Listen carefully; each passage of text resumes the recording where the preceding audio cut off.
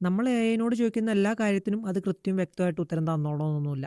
കഴിഞ്ഞ ദിവസം ഇൻസ്റ്റാഗ്രാമിൽ ഒരു ടെക്നിക്കൽ ഗ്ലിച്ച് ഉണ്ടായി. ഞാൻ ഒരു സ്റ്റോറി ഷെയർ ചെയ്തു. കുറച്ച് കഴിഞ്ഞ് അതിൻ്റെ ഇൻസൈറ്റ്സ് നോക്കാൻ വേണ്ടി തുറന്നപ്പോൾ അതിൻ്റെ പ്രിവ്യൂ കാണുന്നില്ല, ബ്ലാങ്ക് ആയി കിടക്കാണ്. മറ്റൊരു പേജിൽ നിന്നുള്ള ട്രെൻഡിങ് ആയിട്ടുള്ള ഒരു രാഷ്ട്രീയ അഭിപ്രായ പ്രകടന റീലായിരുന്നു അത്. അങ്ങനെ എന്തഭിപ്രായവും സ്വതന്ത്രമായിട്ട് പ്രകടിപ്പിക്കാനുള്ളതല്ല അഭിപ്രായ സ്വാതന്ത്ര്യം എന്ന് ഓർമ്മിപ്പിച്ചുകൊണ്ട് രാഷ്ട്രീയപരമായ പലതും ബാനായി പോകുന്ന ഒരു അവസ്ഥ ഇപ്പോൾ ഉള്ളതുകൊണ്ട് സോഴ്സ് ഫയൽ റിമൂവ് ആയതാവെന്ന് വിചാരിച്ചു. പക്ഷേ ടോപ്പിൽ വാച്ച്ഫുൾ റീൽ ഓപ്ഷൻ ഞെക്കിയപ്പോൾ അത് അവിടെ തന്നെ ഉണ്ട്. ഇനി നെറ്റ്വർക്ക് ഇഷ്യൂ കൊണ്ട് വല്ല ലോഡാവാത്തതാണോ എന്ന് നോക്കുമ്പോൾ അതുമല്ല.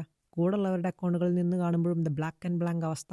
അപ്പം ഞാൻ പോയി ഇങ്ങനെ ഒരു പ്രശ്നമുണ്ട്, എന്താ ഇപ്പോൾ ഇതിൻ്റെ കാരണം എന്ന് ജെമിനോട് ചോദിച്ചു. അപ്പോൾ ജെമിനെ ഇത് ഇങ്ങനെ ആയതുകൊണ്ട് അത് അങ്ങനെ ആവാം, അല്ലെങ്കിൽ അത് അങ്ങനെ ആയതുകൊണ്ട് ഇത് ഇങ്ങനെ ആവാം എന്നൊക്കെ പറഞ്ഞിട്ട് കുറേ എക്സ്പ്ലനേഷൻ തന്നു. എന്നാൽ പിന്നെ എന്തെങ്കിലും എങ്ങനെയെങ്കിലുമൊക്കെ ആവട്ടെ, എന്തായാലും ഇത് കാണാൻ വരുന്ന ഒരു കറുപ്പ് കണ്ട് ലിങ്കൊക്കെ ക്ലിക്ക് ചെയ്ത് ബുദ്ധിമുട്ടുണ്ടല്ലോ എന്ന് വിചാരിച്ച് സ്റ്റോറി ഡിലീറ്റും ചെയ്തു. അറ്റ് ദ സെയിം ഡേ ഞാനൊരു റീൽ അപ്ലോഡ് ചെയ്യാൻ വേണ്ടി ഷെഡ്യൂൾ ചെയ്തിട്ട് ഇത് പോസ്റ്റ് ആയിട്ടുണ്ടായിരുന്നു. അത് പോയി നോക്കുമ്പോൾ അവിടെ അടുത്ത സർപ്രൈസ്.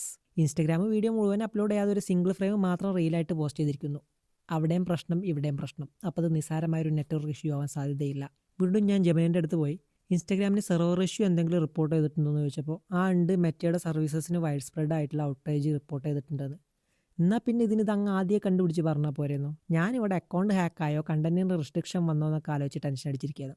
ഈ പ്രശ്നം എല്ലാ ലൊക്കേഷനിലും ഉണ്ടായിട്ടുണ്ടോയെന്ന് അറിയില്ല. എന്തായാലും എഐനെ കുറ്റം പറഞ്ഞിട്ടും കാര്യമില്ല. നമ്മൾ മനുഷ്യന്മാരുടെ അടുത്ത് ചോദിക്കുന്ന പോലെ കാര്യങ്ങൾ കണ്ടറിഞ്ഞ് മനസ്സിലാക്കി പറഞ്ഞു തരുമെന്ന് വിചാരിച്ച് എഐൻ്റെ അടുത്ത് പോയിട്ട് ചോദിക്കാൻ നിൽക്കരുത്. കാര്യങ്ങൾ കൃത്യവും വ്യക്തവുമായിട്ട് ചോദിച്ചോണം. അപ്പം ടെക്നോളജിയൊക്കെ ഉപയോഗിക്കേണ്ട പോലെ ഉപയോഗിച്ചാൽ ഉപകാരമാണ്, അല്ലെങ്കിൽ ഉള്ള ടെൻഷൻ കൂട്ടിത്തരുന്ന സാരം.